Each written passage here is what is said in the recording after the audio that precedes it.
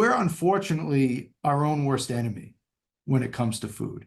So maybe let's talk about, the brain game in this equation and how we can protect the most important thing we have, which is our brains. So unfortunately, our society has evolved faster than we have.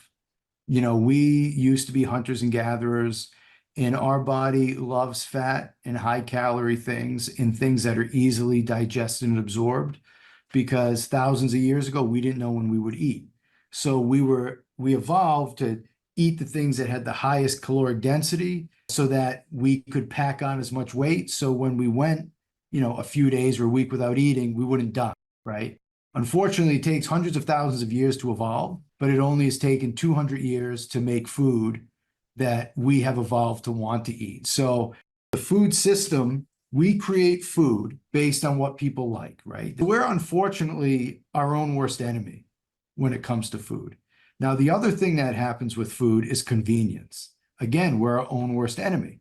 We're so busy, hectic lifestyles now that it's easier to eat a can of soup than to make soup yourself, right? The third thing that really impacts us is what we're doing now, sitting at a desk. But now we have a lot of sedentary jobs, sedentary lifestyle with high calorie processed foods that we have evolved to want to eat. So it's like this perfect storm. So ultimately, it's up to the person to want to make that decision. I want to make this lifestyle change and choice and not blame, the industry. It's always easier to blame someone else than to look at yourself and say, okay, I want to make these intentional choices.